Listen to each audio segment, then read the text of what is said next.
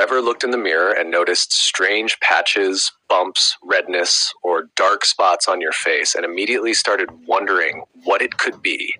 You're not alone.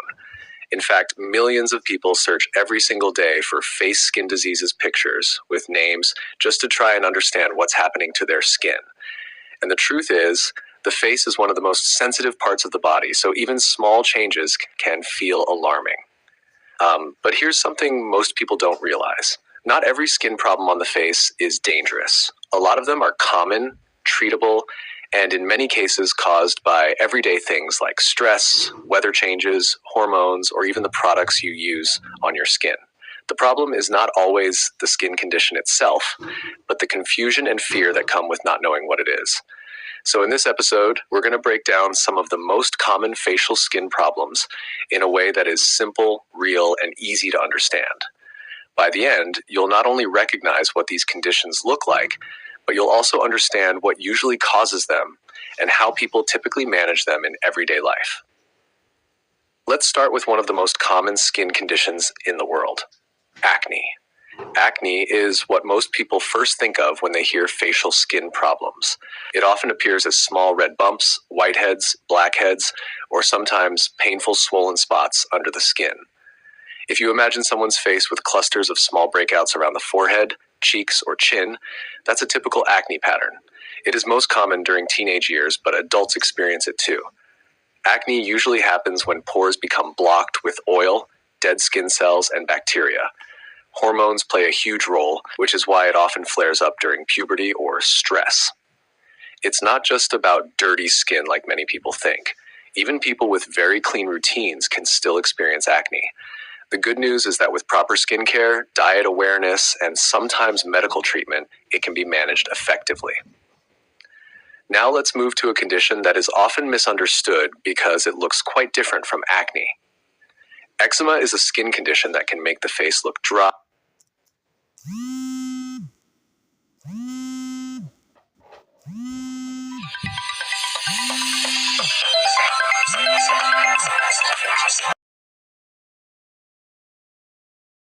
Dry, itchy, and inflamed.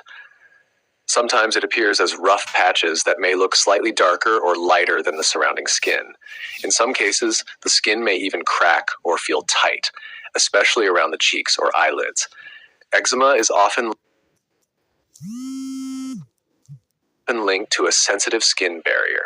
This means the skin struggles to hold moisture and reacts easily to triggers like soaps, weather changes, dust, or certain skincare products. It can come and go in flare-ups, which makes it frustrating for many people. While it is not contagious, it can be very uncomfortable, especially when it flares up suddenly. Next, we have a condition that is often mistaken for acne or even a natural blush. Rosacea is a chronic skin condition that usually shows up as persistent redness on the face, especially around the cheeks, nose, forehead, and chin. At times, small visible blood vessels may appear, and some people may also experience bumps that look like acne but behave differently. One key thing about rosacea is that it often gets triggered by things like hot drinks, spicy food, sun exposure, stress, or even temperature changes. Imagine someone whose face easily turns red and stays that way longer than normal after a mild trigger. That is a typical rosacea pattern. It is more common in adults and tends to worsen if not managed properly. While there is no permanent cure, it can often be controlled by avoiding triggers and using gentle skincare. Now let's talk about something that is very common but often emotionally sensitive for many people. Melasma is a condition that causes dark, patchy areas on the face, usually on the cheeks, forehead, nose, or upper lip. If you picture uneven brown or grayish patches that seem to appear symmetrically on both sides of the face, that is a classic description of melasma. It is strongly linked to sun exposure and hormonal changes, especially during pregnancy or when using certain medications. That is why it is sometimes called the mask of pregnancy. While it does not cause physical pain, it can affect confidence because of how visible it is. Melasma is not dangerous, but it can be persistent, and many people manage it by protecting their skin from the sun and using dermatologist-recommended treatments. Another category of facial skin problems that people often don't expect are fungal infections. Fungal infections on the face can appear as round, scaly patches that may be itchy or slightly raised. Sometimes the edges of the patch look more defined than the center, almost like a ring shape. This is why it is sometimes confused with other skin conditions. These infections are caused by fungi that grow on the skin, especially in warm and humid environments. They are more common when skin hygiene is poor or when there is prolonged moisture on the skin. The important thing to know is that fungal infections are treatable, but they usually require proper antifungal care rather than general skincare products.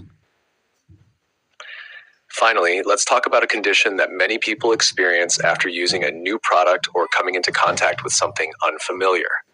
Contact dermatitis happens when the skin reacts to an irritant or allergen. It can look like redness, swelling, itching, or even small blisters in some cases.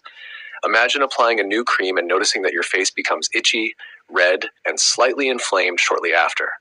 That is a classic reaction. This condition is not permanent, but it can be very uncomfortable until the trigger is identified and removed. It is your skin's way of saying it doesn't agree with something it has been exposed to. Now, if you step back and look at all these conditions together, one thing becomes clear. Most facial skin problems are not random or mysterious. They usually have triggers, patterns, and explanations. The face reacts quickly because the skin there is delicate and exposed to the environment every single day. This is why understanding face skin diseases pictures with names is so helpful. When you can recognize patterns instead of guessing or panicking, you make better decisions for your skin. You stop overreacting, but you also stop ignoring things that might need attention. At the same time, it is important to remember that self-diagnosis has limits. Skin conditions can sometimes look similar even when they are completely different underneath. So while awareness is powerful, professional guidance is still important when symptoms persist or worsen. The bigger message here is simple. Your skin is always communicating with you. Redness, bumps, patches, or discoloration are not just random changes. They are signals, and the more you understand those signals, the better you can respond to them calmly instead of fearfully. Before we wrap up, think about this. How many times have you worried about a skin issue only to find out later it was something common and manageable? That's exactly why education matters. If you found this helpful, take a moment to reflect on what you've noticed about your own skin or someone close to you.